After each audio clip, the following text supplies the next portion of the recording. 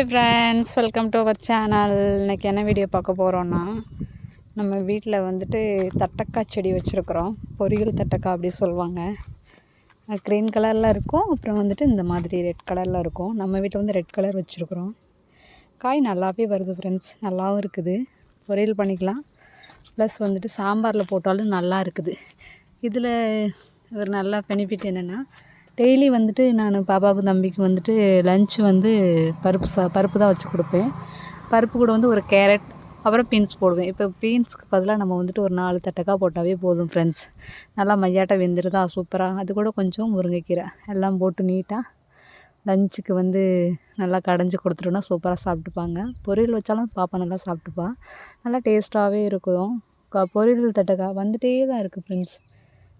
வாரம் பொரிச்சிட்டே தான் இருக்கிறோம். ஒரு இது பொரித்து முடித்தோம்னா அடுத்து வந்துகிட்டே தான் இருக்குது. ஒரு செடி தான் நல்லா படர்ந்துருக்கு சூப்பராக, ஆனால் நல்லா வந்துகிட்டே இருக்குது. ஒரு குடும்பத்துக்கு தேவையான காய் வந்துகிட்டே இருக்குது. ஒரு நாள் விட்டு ஒரு நாள் அந்த மாதிரி பொரிச்சிட்டே இருக்கலாம், சாம்பார் இது மாதிரி வைக்கிறதா இருந்தால்.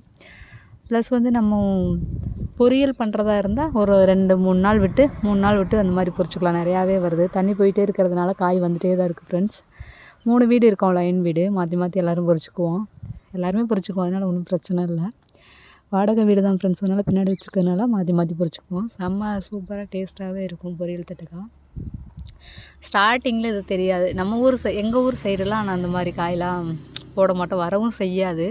ஆனால் இந்த சைடு வந்துட்டு நல்லா வருது. எல்லா காயுமே வச்சுருக்கோம், மேக்ஸிமம் எல்லா காயோட செடியும் வச்சுருக்குறோம். நான் ஒவ்வொரு வீடியோவாக எடுத்து போடுறேன். நாளைக்கு வந்துட்டு அவரைக்காய் செடி எடுத்து போடுறேன் ஃப்ரெண்ட்ஸ். அதுவும் காய்க்க ஆரம்பிச்சிருச்சு. அப்புறம் வந்து நிறையா வந்துகிட்டே தான் இருக்கும் ஃப்ரெண்ட்ஸ். நல்லா சூப்பராக இருக்குது. நிறைய செடி வச்சுருக்கோம், எல்லாமே காய்க்க ஆரம்பிச்சிருச்சு. ஒவ்வொரு செடியாக உங்களுக்கு எடுத்து போடுறேன். இப்போ தான் ஃபஸ்ட் டைம் வந்துட்டு எல்லா காயுமே போட்டிருக்கோம். முன்னாடிலாம் ஸ்டார்டிங்கில் ஒவ்வொரு காய் தான் போடுவோம். அவரைக்காய் அவரைக்காய் மட்டும்தான், தட்டக்காய் அந்த மாதிரி ஒன்று தான் போட்டிருந்தோம். இப்போ எல்லாமே போட்டிருக்கோம். தட்டக்காய், அவரைக்காய், பீக்கங்காய் எல்லா காயுமே போட்டிருக்கோம். நல்லாயிருக்கும். நான் ஸ்டார்டிங்கில் போன வாட்டி இந்த செடி வச்சுருந்தோம், அதே இடத்துல தான் ஒரு செடி தான் வச்சுருந்தோம். நல்லா காய் வந்தது, எல்லாருமே நல்லா சாப்பிட்டோம். அதே மாதிரி இந்த வாட்டியும் ஒரு செடி தான் வந்தது, அதே இடத்துல அப்படியே அதுவே வந்துருச்சு. ஸோ நான் வச்சது இன்னும் தனியாக வேறு இருக்குது. இது அதுவே வந்துருச்சு, நல்லா இருந்தது. காய் எல்லாமே சூப்பராக வர ஆரம்பிச்சிருச்சு. பொரியலுக்கும் யூஸ் ஆகும், ப்ளஸ் வந்துட்டு நம்மளுக்கு சாம்பாருக்கும் யூஸ் ஆகும். அதனால் வந்துட்டு செம்மையாக இருக்குது ஃப்ரெண்ட்ஸ். இந்த காய் யார் வீட்டிலலாம் இருக்குது, வேறு என்னென்ன செய்வீங்க இதை வச்சு அப்படிங்கிறத கமெண்ட்ஸ் பண்ணுங்கள்.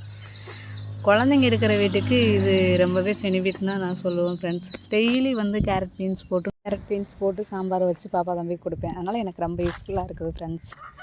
எல்லாத்துக்குமே இது யூஸ்ஃபுல்லாக இருக்கும். யாரெல்லாம் இந்த மாதிரி தட்டை செடி வச்சுருக்கீங்கன்னு கமெண்ட் பண்ணுங்கள், சப்போர்ட் பண்ணுங்கள் ஃப்ரெண்ட்ஸ். Thank you friends.